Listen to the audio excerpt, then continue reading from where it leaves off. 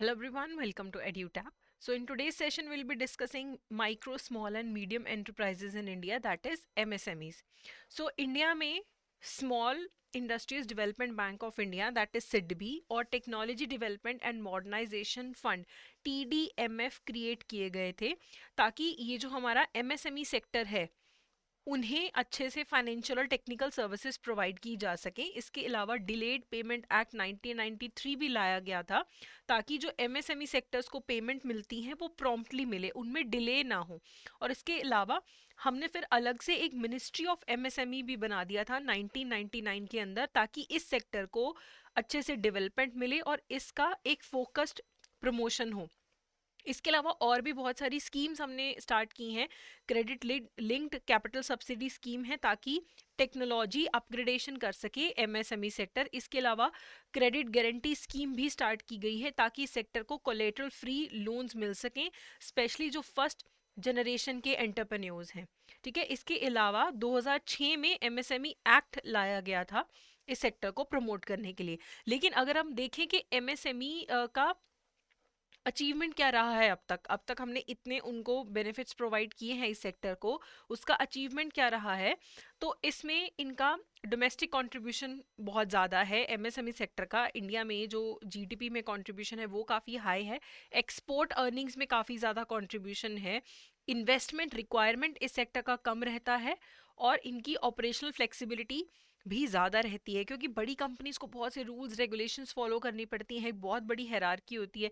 MSMEs एक छोटे level पे काम करते हैं, इनमें ऑपरेशनल फ्लेक्सिबिलिटी ज़्यादा रहती है। लो इंटेंसिव इंपोर्ट्स हैं इनके। इसके अलावा काफ़ी ज़्यादा ये इंडिजीनियस टेक्नोलॉजी भी डेवलप करते हैं अपने ही देश में। इंपोर्ट सब्सटीट्यूशन में हेल्प करते हैं कि जो चीज़ें हमें बाहर से मंगवानी है वो अगर हम अपने ही देश में मंगवा लें तो हमें बना लें तो हमें फ़ायदा रहता है। तो एमएसएमई सेक्टर इंपोर्ट सब्सटीट्यूशन का काम करता है। डिफेंस प्रोडक्शन में इनका काफ़ी कंट्रीब्यूशन है। काफ़ी technology oriented industries MSME sector में आती हैं और ये हमें domestic as well as export market के अंदर कॉम्पिटिटिवनेस प्रोवाइड करते हैं जो एमएसएमई सेक्टर है। लेकिन एमएसएमई सेक्टर की कुछ लिमिटेशंस भी हैं। इनका कैपिटल बेस कम है। इसके अलावा जो डिसीजन मेकिंग होती है एक या दो लोगों के पास रहती है एमएसएमईज में, और इन्हें इंटरनेशनल एनवायरनमेंट का उतना एक्सपोजर नहीं है। जो वर्ल्ड ट्रेड ऑर्गेनाइजेशन है वो काफ़ी रूल्स एंड रेगुलेशंस बनाता है कि इस क्वालिटी का सामान भेजा जा सकता है, इतने लेवल का भेजा जा सकता है, और भी बहुत trade related rules and regulations है। उन्हें फेस करने के लिए ये कई बार इनेबल्ड नहीं होते हैं। इसके अलावा इनका आर एंड डी में कंट्रीब्यूशन कम है, जुगाड़ वाला काम ज़्यादा रहता है जहाँ पे इंपोर्ट सब्सटीट्यूशन टेक्नोलॉजी की बात आती है। लेकिन रिसर्च एंड डेवलपमेंट में इनका ज़्यादा कंट्रीब्यूशन नहीं है क्योंकि रिसर्च एंड डेवलपमेंट में हमें ज़्यादा पैसे लगाने पड़ते हैं, टाइम ज़्यादा इन्वेस्ट करना पड़ता है और इनके पास उतना कैपिटल बेस नहीं है और थोड़ा प्रोफेशनलिज्म भी इन ऑर्गेनाइजेशंस में कम रहता है। अगर हम एमएसएमई एक्ट के अकॉर्डिंगली एमएसएमईज की डेफिनेशन देखें तो माइक्रो, स्मॉल, मीडियम, इनके अलग अलग डेफिनेशंस हैं। माइक्रो के अंदर वो एंटरप्राइजेस आते हैं जिनका investment in plant and machinery या फिर इक्विपमेंट 1 करोड़ से ज़्यादा का नहीं होता है और जिसका टर्नओवर जो है 5 करोड़ से ज़्यादा का नहीं होता, वो माइक्रो एंटरप्राइजेस हैं। स्मॉल है जिनका investment in plant and machinery equipment 10 crore से ज़्यादा नहीं है, टर्नओवर 50 करोड़ से ज़्यादा का नहीं है। और मीडियम जिनमें प्लांट एंड मशीनरी इक्विपमेंट हमारे पास 50 करोड़ से ज़्यादा का नहीं होना चाहिए और टर्नओवर जो है वो 250 करोड़ से ज़्यादा का नहीं होना चाहिए है। और जो भी ये एमएसएमईज हैं इन्हें अपने आप को ऑनलाइन रजिस्टर कराना होता है और उद्यम रजिस्ट्रेशन सर्टिफिकेट ऑब्टेन करना पड़ता है। अब जब हम डेफिनेशंस वगैरह की बात करते हैं प्लांट एंड मशीनरी की, प्लांट एंड मशीनरी इक्विपमेंट का क्या मतलब है जब हम बोलते हैं कि इतने से ज़्यादा का इन्वेस्टमेंट नहीं होना चाहिए, तो the meaning will be same जो कि इनकम टैक्स रूल्स एक्ट 1962 के अंदर प्लांट एंड मशीनरी का डेफिनेशन है, वही एमएसएमई एक्ट के अंदर भी है और इसके अंदर सारी टेंजिबल एसेट्स आती हैं other than land, building, furniture and fittings. क्योंकि टेंजिबल का क्या मतलब है, जिन्हें टच करके देखा जा सकता है। और इन ऑर्गेनाइजेशंस के पास पैन नंबर होना चाहिए, जीएसटीआईएन होना चाहिए, मैंडेटरी है। इसके अलावा जब हम टर्नओवर कैलकुलेट करते हैं एमएसएमईज का, तो जो इनका गुड्स एंड सर्विसेज का एक्सपोर्ट का वैल्यू है वो हम बीच में इंक्लूड नहीं करते हैं, उन्हें एक्सक्लूड किया जाता है। ये पेपर में पूछा गया था आपको, ये स्टेटमेंट थी और आपको बताना था कि सही है या गलत है। जो हमारा अक्टूबर 2023 का एग्जाम था कि export of goods and services और both shall be excluded while calculating the turnover. ठीक है, इसके अलावा जो भी यूनिट्स सेम जीएसटीआईएन नंबर के अंडर रजिस्टर्ड हैं, उसी पैन के अगेंस्ट लिस्टेड हैं, उन्हें कलेक्टिवली एक ही एंटरप्राइज माना जाएगा और उनके टर्नओवर और इन्वेस्टमेंट फिगर्स को ऐड करके लिया जाएगा। ऐसा नहीं हो सकता कि जीएसटी नंबर सेम है, पैन सेम है, लेकिन उनको आप अलग अलग कंपनीज के तौर पे दिखाओ और उनका अलग अलग इन्वेस्टमेंट और टर्नओवर दिखाओ। नहीं, एक ही जीएसटी नंबर पैन के अंडर है तो एक ही एंटिटी उन्हें माना जाएगा और उनकी एग्रीगेट वैल्यू देख के ही माइक्रो, स्मॉल और मीडियम की कैटेगरी में उनको कैटेगराइज किया जाएगा। अब अगर हम पॉलिसी पैकेजेस की बात करें जो एमएसएमईज को क्रेडिट फाइनेंस को लेके दी गई हैं, तो क्रेडिट जो एमएसएमई सेक्टर को दिया जाता है वो प्रायोरिटी सेक्टर लेंडिंग का पार्ट है, जिसमें सब टारगेट कितना है, 7.5% ऑफ एएनबीसी और COB whichever is higher. ठीक है, तो माइक्रो एंटरप्राइजेस को जो लेंडिंग होती है स्पेसिफिकली माइक्रो 7.5% तक अलाउड है और एज पीएसएल। और प्राइम मिनिस्टर टास्क फोर्स थी ऑन एमएसएमईज को लेके, तो वहां पे बैंक्स को ये चीज बोली गई कि banks need to achieve 20% year on year growth in credit to micro and small enterprises. जो माइक्रो और स्मॉल एंटरप्राइजेस हैं उनको जो क्रेडिट देते हैं उसमें 20% ईयर ऑन ईयर ग्रोथ होना चाहिए। माइक्रो एंटरप्राइजेस के जो अकाउंट्स हैं उनमें 10% ग्रोथ होना चाहिए है। एंड जो भी माइक्रो एंड स्मॉल सेक्टर्स को एडवांसेस जाते हैं, लोन्स जाते हैं, उसमें 60% माइक्रो को होना चाहिए। सबसे ज़्यादा प्रमोट किया जाता है माइक्रो को, फिर स्मॉल एंड फिर सबसे कम मीडियम को, अगर हम तीनों में कंपेयर करें तो, क्योंकि माइक्रो वाले सबसे स्मॉल एंटरप्राइजेस हैं। जो मेन फाइनेंशियल इंस्टीट्यूशन है जो एमएसएमईज की फाइनेंसिंग और डेवलपमेंट की बात करता है एमएसएमई सेक्टर की, वो है सिडबी। तो SIDBI is the principal financial institution जो फाइनेंशियल असिस्टेंस भी प्रोवाइड करता है और जो बाकी के इंस्टीट्यूशंस हैं उनके साथ कोऑर्डिनेट भी करता है for the promotion of MSME sector. इसके अलावा state financial corporation, state industrial development corporation, SFC और एसआईडीसी भी मेजर लॉन्ग टर्म फंड्स का सोर्स है एमएसएमईज के लिए।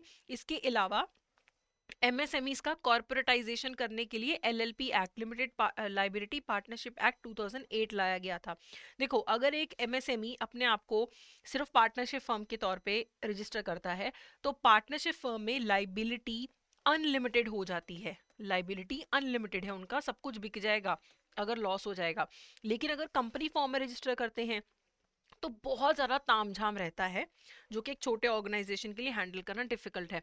तो बीच का रास्ता निकाला गया था, वो था एलएलपी 2008। के अलावा एक क्रेडिट सर्टिफाइड काउंसलर स्कीम है, इसमें जो इंस्टीट्यूशंस या इंडिविजुअल्स हैं वो अपने आप को रजिस्टर कराते हैं सिडबी के पास और ये फिर असिस्ट करते हैं एमएसएमईज को प्रोजेक्ट रिपोर्ट्स बनाने में प्रोफेशनल मैनर में, ताकि जब वो बैंक के पास जाके क्रेडिट ले सकें तो बैंक को भी इजी हो अपना क्रेडिट डिसीजन लेने में और जो एमएसएमईज हैं उन्हें भी इजी रहे इनसे लोन वगैरह लेने में। ठीक है, तो सर्टिफाइड क्रेडिट काउंसलर्स और आर इंस्टीट्यूशंस और इंडिविजुअल्स, तो काउंसलर्स इंस्टीट्यूशंस भी हो सकते हैं, इंडिविजुअल्स भी हो सकते हैं जो रजिस्टर होते हैं सेडबी के पास, who shall assist MSMEs in preparing project reports in a professional manner which would turn help banks make more inform credit decision. तो बैंक को भी ईजी रहेगा, एमएसएमईज को भी क्रेडिट लेने में ईजी रहेगा। इसके अलावा एक डिलेड पेमेंट एक्ट है एमएसएमईज की हेल्प करने के लिए। तो जो भी पेमेंट है जो एमएससीज को करनी होती है, माइक्रो स्मॉल एंटरप्राइजेस को करनी होती है सप्लाईज के लिए, तो या तो अग्रीड डेट पे पेमेंट मिलनी चाहिए, maximum 45 days from the delivery के अंदर एमएसएमईज को पेमेंट मिलनी चाहिए। आप पेमेंट को ज़्यादा डिले नहीं कर सकते हैं। ठीक है, और जहाँ पे सप्लायर और बायर के बीच में कोई अग्रीमेंट ही नहीं है कि पेमेंट कब होनी है, तो पेमेंट 15 दिन के अंदर अंदर होनी चाहिए delivery on goods and services को लेके। और जहाँ पे अपने आपस में अग्री करते हैं तो वो अग्रीमेंट 45 डेज से ज़्यादा का नहीं होना चाहिए, 45 डेज के अंदर अंदर पेमेंट होनी चाहिए है। और जहाँ पे जो बायर है वो एमएसएमईज को पेमेंट नहीं कर पाता है with in the agreed period, तो फिर उसे कंपाउंड इंटरेस्ट पे करना पड़ता है। ठीक है, On failure to effect the payment, the buyer has to pay compound interest with monthly rest to supplier on the amount for the period from the appointed date agreed on at 3 times of the bank rate. जो bank rate है उसके 3% पे compound interest पे करना पड़ता है उस buyer को, एमएससी सप्लायर को, ठीक है, जब तक वो पेमेंट नहीं करता मंथली बेसिस पे। इसके अलावा एक एमएसएमई समाधान स्कीम भी लाई गई है एमएसएमईज के लिए। तो ये एक पोर्टल है जो कि office of DC MSME ministry के अंडर आता है, और यहाँ पे जो एमएसईज हैं वो अपनी एप्लीकेशंस फाइल कर सकती हैं कि डिले पेमेंट हो रही है, हमें हमें पेमेंट जिस टाइम पे मिलनी चाहिए हमें नहीं मिली है, तो वो उसके लिए पोर्टल पे जाके कंप्लेंट भी कर सकते हैं एमएसएमई समाधान स्कीम के अंडर। लेकिन ये जो एमएसएमईज है कंप्लेंट करने वाले, इनका उद्यम वाला रजिस्ट्रेशन जो है, इनके पास वो सर्टिफिकेट होना चाहिए है। इसके अलावा एक बहुत बढ़िया स्कीम है एमएसएमईज के लिए, ट्रेड रिसीवेबल डिस्काउंटिंग स्कीम, जिसे ट्रेड्स बोला जाता है। ये एक इलेक्ट्रॉनिक प्लेटफॉर्म है जहाँ पे जो भी एमएसएमईज के ट्रेड रिसीवेबल्स हैं उन्हें वो डिस्काउंट करवा सकते हैं, फाइनेंस करवा सकते हैं। अब आपको बिल्स ऑफ एक्सचेंज वगैरह तो पता ही है कि एमएसएमईज अगर कोई सामान बेचते हैं उन्हें उसके बदले में पेमेंट नहीं मिलती है, वो बिल जनरेट कर देते हैं कि पेमेंट 2 महीने बाद मिलेगा, 10-15 दिन बाद मिलेगा, 1 महीने बाद मिलेगा। यहाँ पे एमएसएमईज क्या कर सकते हैं, ट्रेड्स वाले प्लेटफॉर्म पे जाके उन्हें फाइनेंस या डिस्काउंट करवा सकती हैं, ठीक है। और वो जो रिसीवेबल्स हैं, चाहे उन्हें किसी कॉर्पोरेट से पैसा मिलने वाला है, चाहे किसी और बायर से मिलने वाला है, किसी गवर्नमेंट डिपार्टमेंट से मिलने वाला है पैसा, किसी भी टाइप के बिल रिसीवेबल हो, वो जाके इस प्लेटफॉर्म पे जाके उन्हें डिस्काउंट करवा सकते हैं। सेलर, बायर, फाइनेंसर सभी इस पे पार्टिसिपेट कर सकते हैं, लेकिन सिर्फ एमएसएमईज एज सेलर्स पार्टिसिपेट कर सकते हैं, ठीक है। सेलर्स कौन हो सकता है इस पे, डिस्काउंटिंग कौन करवा रहा है, एमएसएमईज ही करवा सकते हैं, ठीक है। और बैंक्स, एनबीएफसीज और जो फाइनेंशियल इंस्टीट्यूशन है वो फाइनेंसर्स बन सकते हैं कि चलो हम फाइनेंस कर देते हैं या हम डिस्काउंट कर देते हैं, ठीक है। इसके अलावा एक और चीज़ है, performance and credit rating scheme है। National Small Industries Corporation NSIC इसकी मॉडल एजेंसी है या नोडल एजेंसी है इस स्कीम की इम्प्लीमेंटेशन करने के लिए। इसमें इम्पैनल्ड एजेंसीज होती हैं। तो यहाँ पे इसका ऑब्जेक्टिव है कि जो स्मॉल स्केल यूनिट्स हैं, जिन्हें हम माइक्रो एंड स्मॉल एंटरप्राइज बोलते हैं, उन्हें अवेयर करवाया जाए उनकी स्ट्रेंथ और वीकनेसेस को लेके, ठीक है, और उनके पास क्या अपॉर्चुनिटीज हैं, उनकी क्या स्ट्रेंथ है, क्या वो यूज कर सकते हैं, किन चीज़ों पे उन्हें भी काम करना है। तो इनमें उन्हें रेटिंग दी जाती है, इस स्कीम के अंडर उन्हें रेटिंग दी जाती है पैनल्ड एजेंसीज के द्वारा। तो जिनकी हाई रेटिंग रहती है तो उनके लिए लोन लेना इजी हो जाता है, उन्हें लोअर रेट ऑफ इंटरेस्ट पे, अच्छे टर्म्स पे लोन मिल जाता है, ठीक है। और एमएसएमईज के पास ये लिबर्टी है, वो कौन सी एजेंसीज के पास जाके अपनी रेटिंग करवाना चाहते हैं, ठीक है। और जो भी उनकी फीस लगती है रेटिंग करवाने में, उसकी पार्शियल रीइंबर्समेंट भी एनएसआईसी कर देता है। तो बहुत सारे बेनिफिट्स हैं, लेकिन सबसे जो मेजर बेनिफिट है वो है credit guarantee fund scheme for micro and small enterprises. तो देखो, जब भी आपको कहीं लोन लेना है तो आपको कुछ कोलेटरल रखना पड़ता है, ठीक है। तो यहाँ पे अब जो माइक्रो एंड स्मॉल एंटरप्राइजेस हैं, स्पेशली जो फर्स्ट जनरेशन के एंटरप्रेन्योर्स हैं, उनके पास तो ना तो कुछ गिरवी रखने के लिए, हो सकता है उनके पास कोई गारंटर भी ना हो, तो यहाँ पे क्रेडिट गारंटी देती है सरकार। तो क्रेडिट गारंटी एक ऐसी सिचुएशन है जहाँ पे एक थर्ड पार्टी गारंटी देगी कि ठीक है, अगर ये पर्सन लोन वापस नहीं करेगा तो मैं वो लोन वापस करूंगा।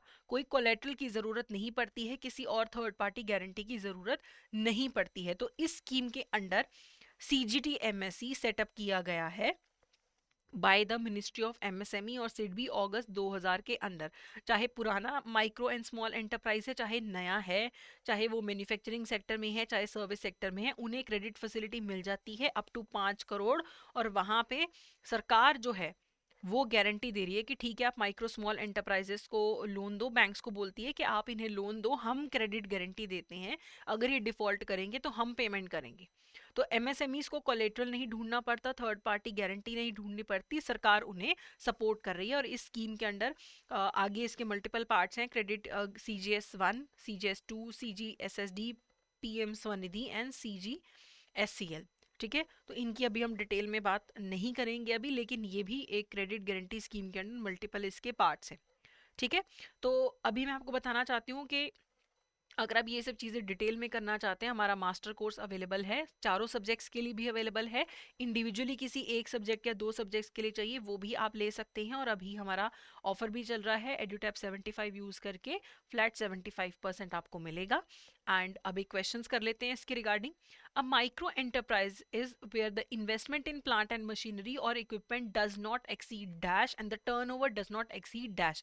तो investment in plant and machinery कितना होता है और टर्नओवर कितने से ज़्यादा नहीं होना चाहिए। तो 1 करोड़ तक का प्लांट एंड मशीनरी का इन्वेस्टमेंट है और टर्नओवर जो है वो 5 करोड़ से ज़्यादा का नहीं होना चाहिए, उसे हम माइक्रो एंटरप्राइज बोलते हैं। उसके बाद which of the following statement is और are correct regarding MSMEs. Export and of goods and services और both shall be included while calculating turnover. तो ये हमने देखा एमएसएमईज का जब टर्नओवर कैलकुलेट होता है तो गुड्स एंड सर्विसेज के एक्सपोर्ट को एक्सक्लूड किया जाता है, इंक्लूड नहीं किया जाता, तो ये गलत है। All units with GSTIN and listed against the same PAN should be collectively treated as one enterprise. बिल्कुल सही, जिनका PAN और GSTIN सेम है वो एक ही एंटरप्राइज माने जाएंगे। All enterprises are required to register online and obtain उद्यम registration certificate. ये भी बिल्कुल सही है, तो 2 और 3 यहाँ पे सही है, तो C जो है यहाँ पे करेक्ट आंसर है। The dash is the principal financial institution for promotion, financing and development of MSME sector. MSME sector को डेवलप करने के लिए जो प्रिंसिपल फाइनेंशियल इंस्टीट्यूशन है वो है सिडबी, तो बी जो है आपका करेक्ट आंसर है।